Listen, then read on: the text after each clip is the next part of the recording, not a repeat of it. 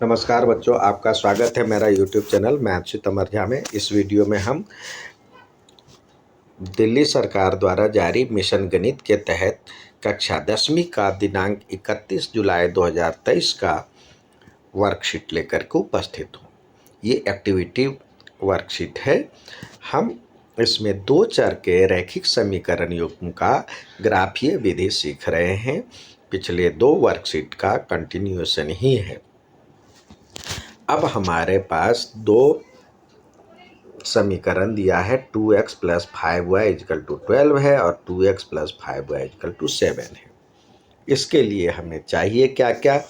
Pencil, पैमाना और graph paper. सबसे पहले हम equation 2x plus 5 is equal to 12 लेकर के चलते हैं। तो ये है 2x plus 5y is equal to 12। तो इसको x के पदों में या y के पदों में हम पिछले वर्कशीट में x के पदों में लिखना सीखा था। हम y के पदों में भी मतलब x को y के पदों में लिखना सीखा था। अब y को x के पदों में भी हम कर सकते, ऐसा नहीं है जो कि एक ही तरह से यहाँ पे लिख सकते 5y is equal to 12 minus 2x। अब y इजकल टू क्या हो जाएगा? 12 माइनस 2x/5। हम कोई भी दो वैल्यू निकालेंगे, उसके बाद हल करेंगे, क्योंकि आपको पता है दो बिंदुओं से आप केवल एक ही रेखा खींच सकते हैं। तो आइए, इसका ज़रूरी नहीं है जो इन्होंने निकाला है वही निकले। तो इसके लिए हमें कम से कम दो वैल्यू निकालने हैं, x और y। अब x की वैल्यू रखते जाए, y की वैल्यू निकलता जाएगा। फ्रैक्शन वाला नहीं लेने का प्रयास करें, क्योंकि ग्राफ पेपर पे जब आप फ्रैक्शन वाले को रखेंगे तो आपको सही पोजीशन नहीं मिल पाएगा। तो हम x का वैल्यू 0 रखते हैं। भूल सुधार विधि द्वारा बारी बारी से रखेंगे।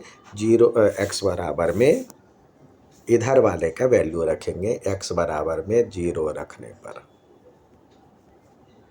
क्या होगा?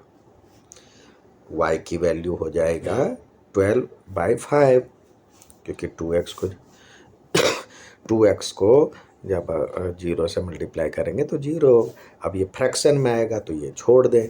अगला लेते हैं x बराबर में 1 रखने पर। वैल्यू तो ये भी सही है, लेकिन ग्राफ पेपर पे ये नहीं मिल पाएगा। तो x बराबर 1 रखें तो y बराबर क्या हो जाएगा?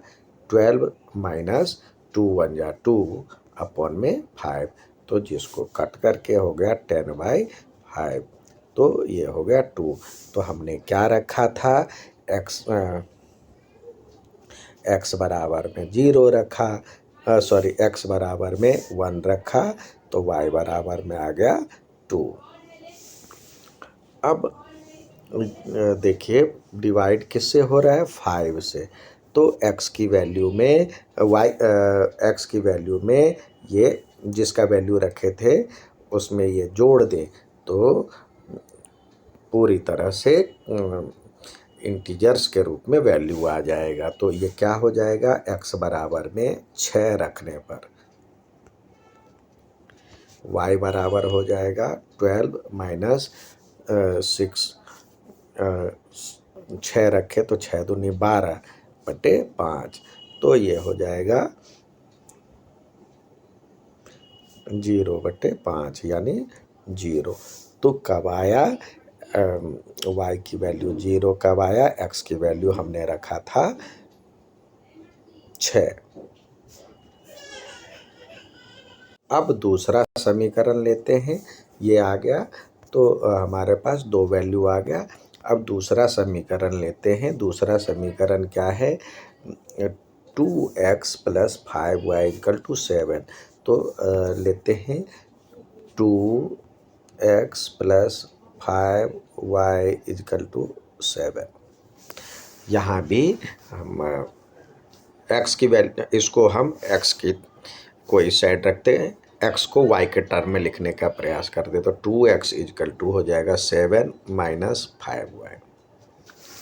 ठीक है, इसका साइड चेंज किए तो x बराबर क्या हो जाएगा 7 माइनस 5y बाई 2। अब बारी बारी से x y की वैल्यू रखें, हमें दो वैल्यू चाहिए इसके भी, दूसरे इक्वेशन के भी x और y दो वैल्यू चाहिए। y बराबर में 0 रखने पर क्या होगा, 0 रखेंगे तो x बराबर क्या हो जाएगा 7 माइनस 0 बाई 2 यानी 7/2। तो ये नहीं चाहिए।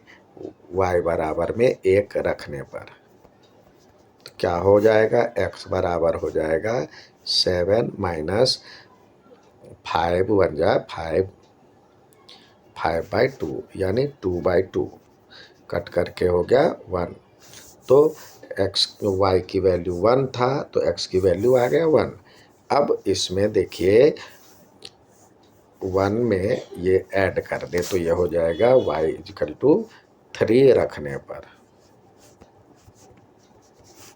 x बराबर क्या हो जाएगा 7 माइनस 5 इंटू 3/2।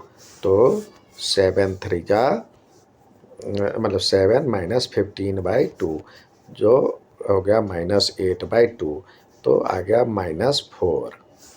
तो इस तरह से y बराबर में हमने 3 रखा तो ये आ गया -4। तो आइए अब ग्राफ पे सजाते हैं। देखिए इन्होंने भी लिया था हमारा इसमें एक और आ गया 6 और 0 भी आ गया है, और इनका 4 और 4 आया था। हमें दो ही वैल्यू चाहिए। तो पहले वाले में 1 1, ये हो गया 1 1, सॉरी पहले वाला जो था समीकरण 1 और 2, तो ये हो गया 1 और 2, x की वैल्यू 1 और x की वैल्यू 1 और y की वैल्यू 2, जहाँ पे कट रहा है ये। और दूसरा था 6 और 0, x की वैल्यू 6 और y की वैल्यू 0। अब इसको यदि आगे करते तो ये भी ये यहाँ पे बढ़ जाता, देखिए ये क्रॉस करते हुए ही जाता, ये आगे तक एक्सटेंड हो सकता है। तो ये आपका एक पॉइंट हो गया यहाँ पे 6 0, या ये वाला भी है जो इसने बनाया है, आप यहाँ इसको ऐसे एक्सटेंड करके भी बना सकते हैं, क्योंकि बहुत सारे पॉइंट होंगे। अब दूसरा एक आपके पास 1 और 1 और 4 और 3 था, तो मतलब -4 और 3 तो यहाँ आ गया, और 1 और 1 इसको मिलाते हुए लाइन खींच दिया, और इसके ऊपर संख्या रेखा का नाम भी जो इक्वेशन था वो लिख दिए। तो इस तरह हम क्या देख रहे हैं, दोनों इक्वेशन के कोई सॉल्यूशन नहीं है, तो और सारे में डिस्टेंस सेम है, समान अंतर है, तो उसको कहते हैं समांतर। ये दोनों रेखाएं एक दूसरे के समांतर है, अतः दिए गए समीकरण का कोई हल नहीं है, यानी x और y दोनों किसी भी बिंदु पे नहीं कटता है, तो उभयनिष्ठ मान नहीं है। तो ये दोनों रेखाएं समांतर है, और जब समांतर होता है तो उसके कोई हल नहीं होते हैं। उम्मीद है समझ में आया होगा। अच्छा लगे तो लाइक, सब्सक्राइब और शेयर ज़रूर करें। धन्यवाद।